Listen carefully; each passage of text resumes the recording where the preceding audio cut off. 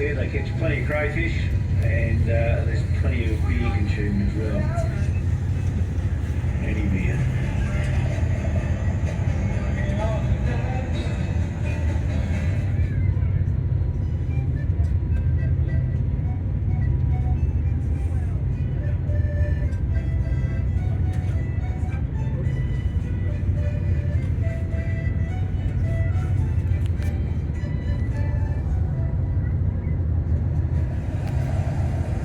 Guy's younger brother and co-owner of the cruise company, Troy, has been navigating Hell's Gates all his life. Well, Hell's Gates is it's a very narrow opening, approximately 80 metres wide, or thereabouts. It passes between a headland and an island, which is the main navigation span. You can't go on the other side of the island between the entrance island and the beach because it's just far too shallow. The water breaks there all the time. And through that gap, the tide can flow, ebb flow out through there, exceeding 8 knots. In extreme conditions, which makes it very difficult for the navigation of the ships that came through.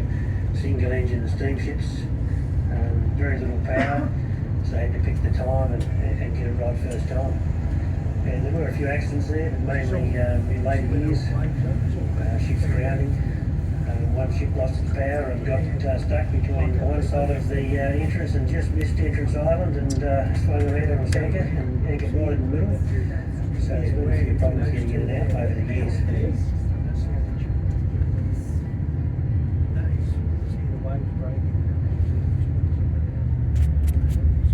Oh, here we are. We're out at Macquarie Heads, up ahead of us, Hell's Gates. And these houses out here were quite a large community to facilitate the shipping. And, you know, there were harbour masters, pilots, assistants, workers, helpers, families, you know, lighthouse keepers. And there was even a signalman out here, and he looked after a big semaphore station. The semaphore station that indicated the ships and see what conditions are like here, because quite often sea's too rough, currents too strong to go through Hell's Gate safely, so these mariners needed to know before attempting it. Now we've got Entrance Island up ahead of us there, and 3-bedroom house on that one up by the pine tree. Lighthouse keepers with family often got the job of tending this lighthouse. And it's the water to that lighthouse building itself, the white structures you've seen, well, they're the original lighthouse structures, and working automatically today, but no need for lighthouse keeper taking away his little house. Now the water to the left of that lighthouse, that's Hell's Gates. That's the entrance to the harbour. Give or take round about 80 metres wide and 20 metres deep. Everything runs through there, because if you look between the island and the beach, well, you can see waves breaking on shallow sandbars. So too shallow to take anything between island and beach, all through here, Hell's Gates. So, how's your imaginations this morning, everybody, eh? How would you like to be captain of your ship of yesteryear running through here, Hell's Gates? How would you go? Days of sail, as far as I know, no sailing ships are wrecked here. A testament of their ability as mariners. But they had the skills, you know, and they knew what they were doing, and they were very cautious and patient, because if you jeopardise your ship, you could well jeopardise your life. I think looking back on these mariners, they were sort of like supermen, weren't they? Men of steel on wooden sailing ships, what do you reckon? Days of steam. What sort of ship would you have been to get through here? Quite small, wouldn't you? You would have been what, shallow draft for the Kelly Channel. Steel and wood construction, slow speed, poor manoeuvrability. Steam driven, not to mention the amount of cargo or payload on board running through here, eh? How would you go? Well, we had a few of those steamers wrecked here. We don't see them anymore, these shipwrecks. Smashed up by the power of the roaring 40s, washed into deeper water, or consumed by those shifting sands.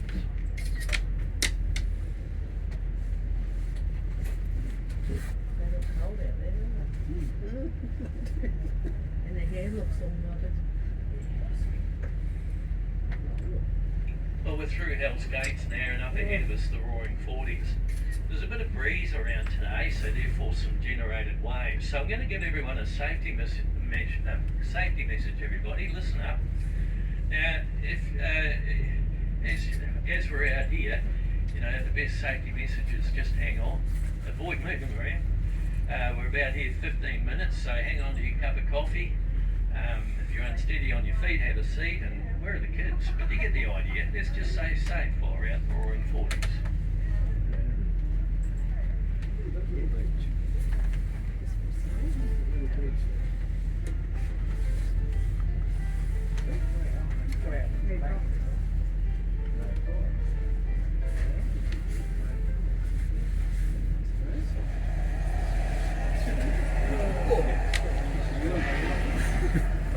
This is why I left my coat.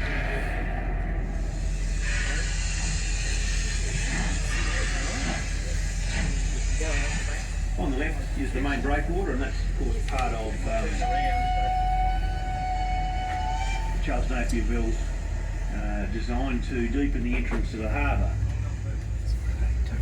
The main breakwater was built differently to the train wall. It actually was completely flat with a rail track along the top of it. And when the work started here, a steam locomotive was brought in by ship and offloaded by barge to the shore on the left. A rail track was built around the shore to a rock quarry on the other side of Pilot's Bay.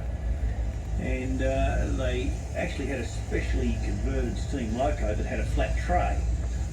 On that flat tray it had a steam operated ram, very similar to a hydraulic ram you see these days on machinery. And they loaded the big rock onto the tray of the loco. They went along to the end of the track, stabilised the tray of the loco, and then they pushed the rock off. And as they built the breakwater out, they continued laying the rail track along the top. So that wall was completely flat with a rail track along the top. And if you look really carefully these days, you can still see some of the rail track, but it's pretty well washed away now. Well, as was mentioned, this breakwater here, well, it just gives you an idea of how big this project was of Napier Bell's. Massive project. You know, what, training wall, pilot station, this breakwater here, lighthouses, and one of the highest lighthouses in Tasmania, Cape Sorel Lighthouse. Now, it did take quite a few people a fair few years to build, and it was completed about 1902, still protecting Hell's Gates from the heavy seas of the Roaring 40s, but showing wear and tear, as you can see today. Beyond the rock wall, you can see a rocky shoreline, pretty typical of the shoreline around west and southwest of the state. All crayfish and abalone country along there, that's where they live. And amongst the nooks, crannies, kelp, rock, really important industry to Tasmania, this one, multi-million-dollar earner. It employs a lot of people.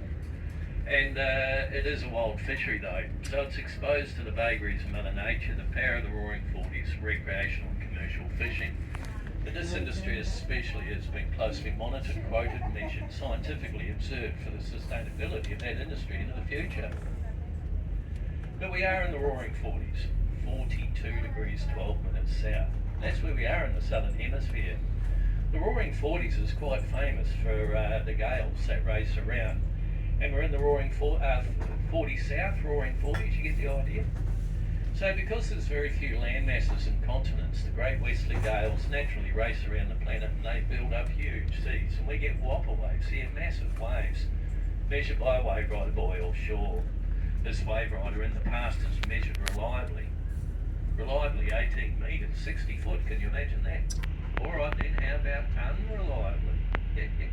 Unreliably 27 metres before it broke the mooring, can you imagine that? Well, those storms can happen any time throughout the year here in the Roaring 40s, and nothing goes through Hell's Gates and Innistrong in those conditions. But at this latitude south, 4212 south, if we went following the setting sun, which of course is westerly, where would our nearest point of land be? Hey, where would it be? Well, we miss Africa completely, and then we have to go halfway around the planet till we run into the east coast of South America, just north of the Falkland Islands, along the Patagonian coastline, Argentina. But just to let you know, everybody, we won't be going there today. We certainly appreciate those voyages of mariners here in the Roaring 40s. Up ahead of us, two mountains, Heemskirk and Zeehan, they are, named after the ships of Abel Tasman, who did his voyage of exploration 1642. Abel Tasman sighted the coastline and Longdon deemed it worthy of further exploration. And he was the chap that called the place Van Diemen's Land after a patron of his, you see. So 150 years later, that's when Matthew Flinders and Bass did the first circumnavigation of the place and proved it was an island. And it was Matthew Flinders who named those two mountains up there, Hemsgerg and Zion, after the ships of Abel Tasman. Alright everybody, I'm going to make a turn now, to have a better look at Hell's Gates, and in doing so, we're going to have a bit of a rock and roll. Alright, just time these waves and around we go. I'll make it as quick as we can. But please everybody, just hang on for a moment or two, watch your tea or coffee, bottle of beer, glass of wine, and around we go.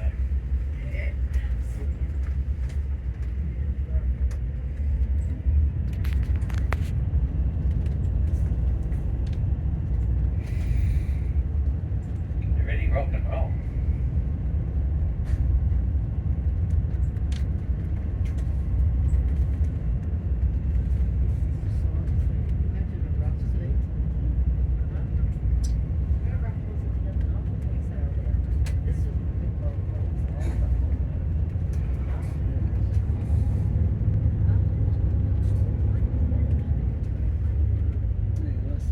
Oh, we got away with that one, all right.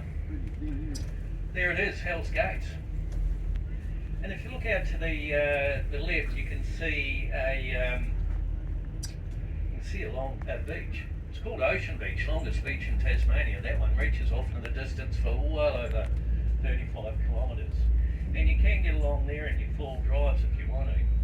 But take great care of sand and sea conditions. You certainly don't want to get caught out on Ocean Beach. But anyone can get to Ocean Beach there, just follow the signpost from the Westlawn roundabout. Get out to Hell's Gates, the Ocean Beach lookout or Macquarie Heads. And incidentally, to help you out here, the Westlawn roundabout is the largest of only two roundabouts in Strawn. So make sure you explore and check out the place while you're here.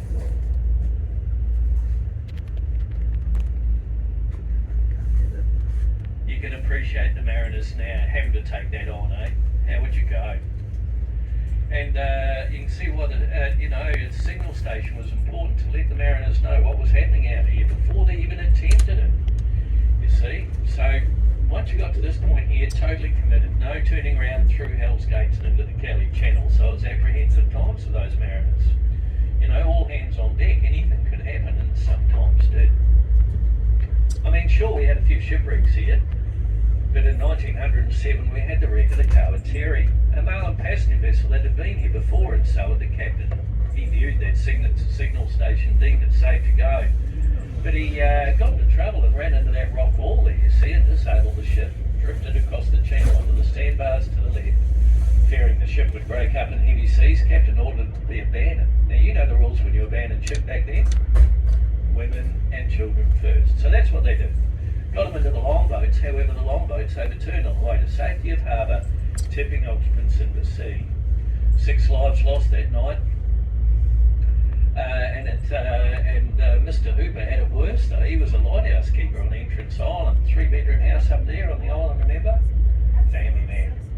He was working that lighthouse while waiting for his wife and 2 children to return from holidaying in Hobart. Unbeknown to Mr. Hooper, they were on board the Carwateri that night. Say in the court of inquiry that he heard their voices calling out for help. They were lost at sea. Look, I don't know how you get over tragedies like that, but I do believe Mr. Hooper remained with the lighthouse team for a number of years to follow the wreck of the Carwateri.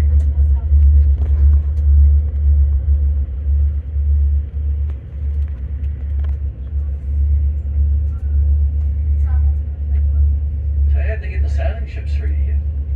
Alright. Well, these guys had skills, and that we either don't use today or maybe even forgotten.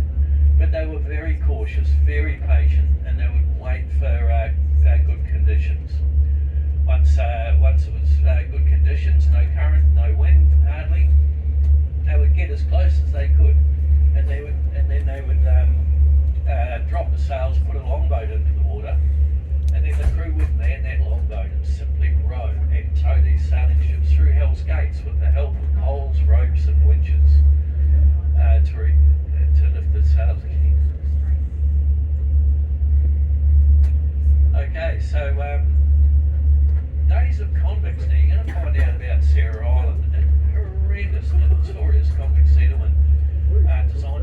of hard labour and hard punishment, and it certainly was. So they had a pilot that lived out here, Lucas was his name, and when he saw a ship, he'd light a signal fire. The commandant on Sarah Island would see that fire signal, and then once again put convicts onto the longboats to row full length of the harbour, and once again tow their sailing ships through Hell's Gates to resupply the island. So that's how they got the sailing ships through here.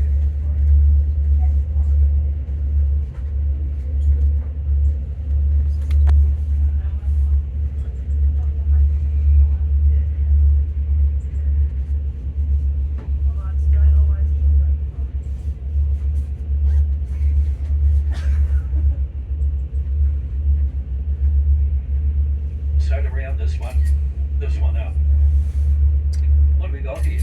Well, you got a narrow entrance to a massive harbour. Give or take around about 80 metres wide and 20 metres deep. Exposed to strong currents, heavy seas and powerful winds of the roaring 40s. So yes, it was a challenge to mariners, but also Hell's Gates for convicts. Sarah Island, as mentioned, was a horrendous convict settlement made for the worst of the worst, and it got the reputation of being